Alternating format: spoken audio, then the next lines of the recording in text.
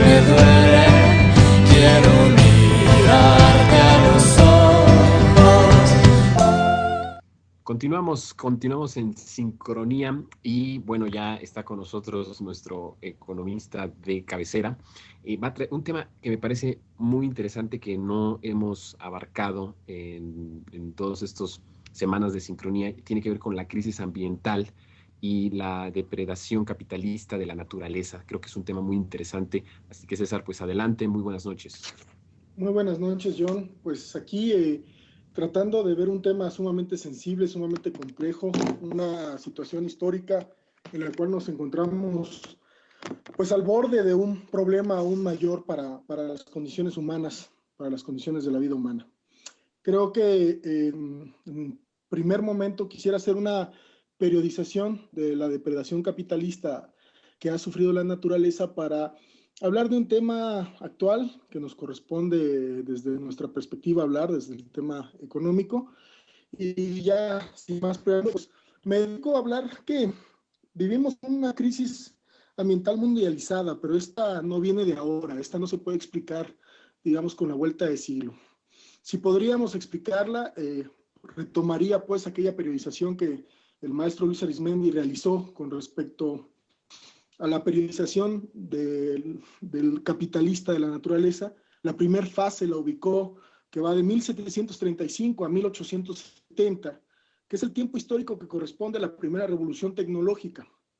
Digamos pues que esta estuvo caracterizada por lo que podría denominarse una depredación residual de la naturaleza.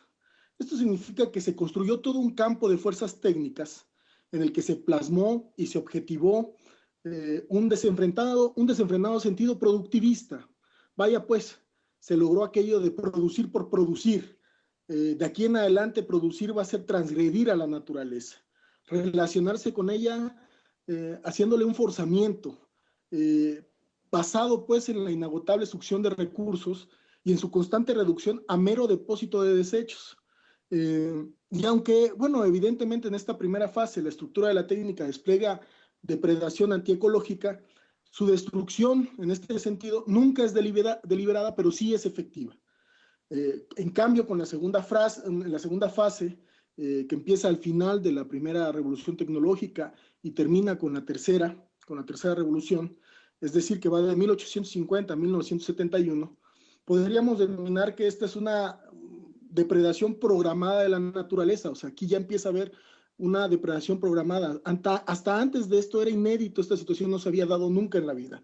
El capitalismo mundializó la destrucción programada de los sistemas ecológicos como forma estratégica de destrucción del conjunto social asumido como enemigo. Esto quiere decir que todo el siglo XX, todo este proceso que estamos mencionando, no hubo un solo periodo de existencia de guerra. La guerra estuvo constantemente en la mesa, nunca se paró, siempre se destruía recursos estratégicos. Y aquí el ejemplo más claro, el más lastimoso, es Hiroshima y Nagasaki. Destruyeron Hiroshima y Nagasaki justo cuando ya estaba ganada la guerra, porque justo eran aquellos recursos en donde alimentaban al pueblo. Entonces, aquí en este punto, pues lo que tenemos es la segunda fase, cuando ya existe una depredación programada. En la tercera fase, digamos que después de la tercera gran crisis que se desarrolla a partir de 1970, estamos en esta fase que podríamos llamar depredación antifuncional, pero cínica de la naturaleza. Pese a que el capitalismo empieza a tener un problema muy serio con la naturaleza, porque evidentemente empieza a haber, a partir de la extracción fosilista, a partir del patrón fosilista que se utiliza, problemas en donde el sobrecalentamiento planetario ya es indudable. Evidentemente los estados aún siguen manteniendo la corona de poder, desestabilizando el cambio climático, no respetando las situaciones, y ya lo que tenemos es que hay una situación antifuncional porque la misma producción se detiene por el problema climático, por los problemas que van resurgiendo a partir de todo lo que se ha creado por esta situación de depredación capitalista. O sea, lo que se quiere decir es que se especula con el futuro ambiental del mundo y la profundización de la era de caos climático ya ha iniciado. O sea, el caos climático ya inició y desde aquí podemos ver que no es casual que lo que sucede en Guerrero, por supuesto que no. Evidentemente, las dos condiciones fundamentales del Estado mexicano ha estado correspondiendo a la incesante succión de recursos petroleros que han abonado de manera radical al conflicto climático. Nada más del sexenio foxista, los sexenios del PAN, se duplicaron en la extracción de recursos, se acabaron Cantarell, están buscando de una u otra forma el productivismo fosilista siga en pie y mantenga el sobrecalentamiento planetario. Y ante eso, de manera cínica, no hacen ninguna situación. Los problemas ambientales, como lo que sucedió en Guerrero, inédito, que dos situaciones de este tipo entraran de manera directa a golpear al país, no son o no corresponden a un proceso de la naturaleza, son procesos que la economía, el factor económico ha desembocado, y desde aquí se debería de denunciar que el Estado ha provocado esto y el Estado mismo ha abandonado esta situación a una situación de rescate que debe de corresponder a la sociedad civil cuando no es así. Creo que por aquí podríamos empezar. Hola, buenas noches, César. Muy interesante tu tema porque nos plantea varias cuestiones. De entrada es difícil que, o casi, más bien imposible que si seguimos con este modelo económico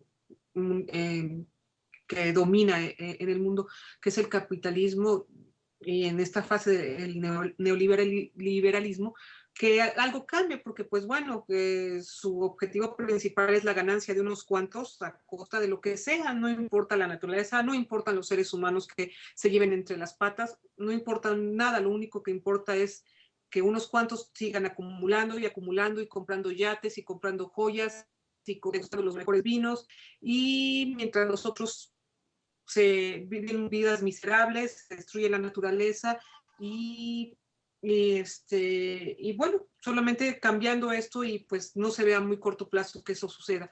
Y por otro lado, es interesante que muchos de los esfuerzos internacionales a favor de que se reduzcan emisiones de carbono, que se cambien energías alternativas y todo, muchas de estas organizaciones provienen de países como Estados Unidos y como Europa, donde, sobre todo Estados Unidos, es abrumadora la diferencia entre la cantidad de contaminación y de depredación que causan sus habitantes, lo que consumen ellos y lo que contaminan y lo que aportan desde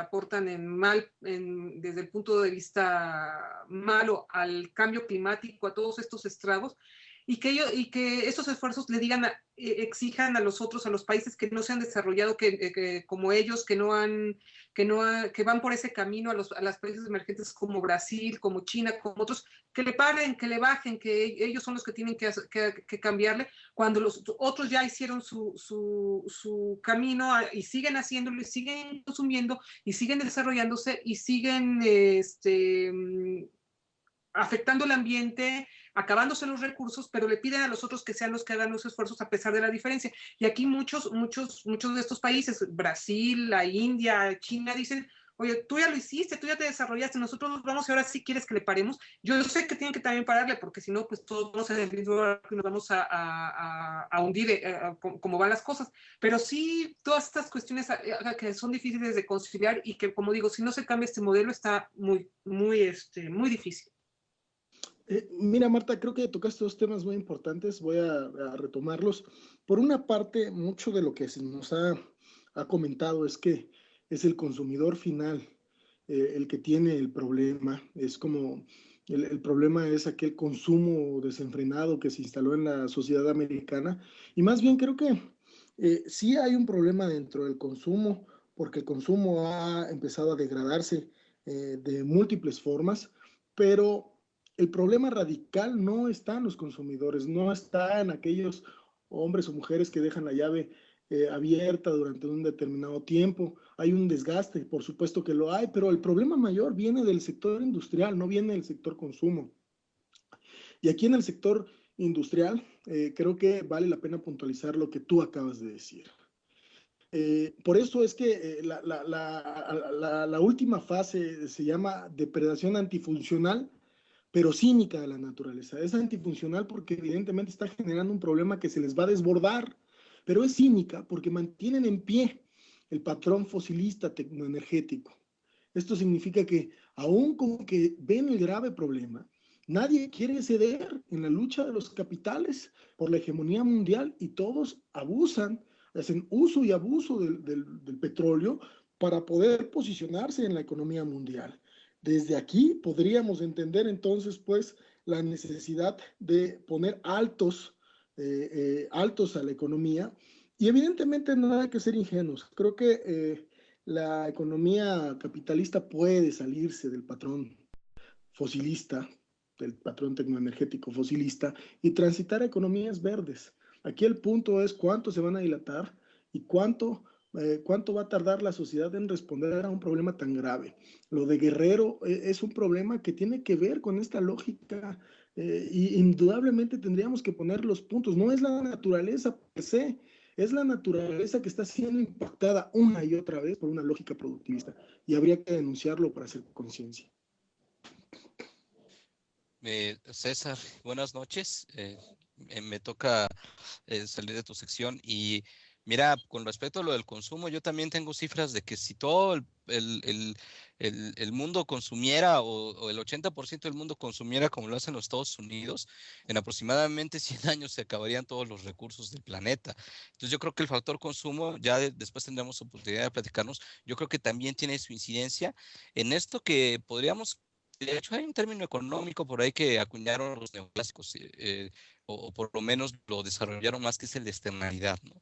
El capitalismo en su factor producción, en su factor industrial y en su factor consumo también ha tenido una serie de efectos negativos, difícilmente reversibles sobre el planeta, sobre la depredación y sobre todo porque lo que le interesa es la ganancia y no el ordenamiento urbano, ecológico, territorial que pueda ser sustentable para dar una mejor vida mucho más larga a todos los habitantes de este planeta. Por lo pronto, te agradezco mucho tu participación, César, muy esclarecedora como siempre. Nada mejor que un experto en economía en estos tiempos en donde la economía es algo que se tiene que entender desde todos los puntos de vista y desde todas las consecuencias de los fenómenos que se dan. Nos vemos la próxima semana, César. Pues muchas gracias, Ulises, y saludos a todos ahí. Ok. Y bueno, pues de este tema pues, tan grave, ¿no? Que es la depredación ambiental, pues vamos a pasar a otra canción que se llama el Yo no sé mañana de Luis Enrique. Esta canción me gusta mucho. Y bueno, adelante, porque nuestro productor César Iglesias nos va a llevar de nuevo al trópico con esta pieza.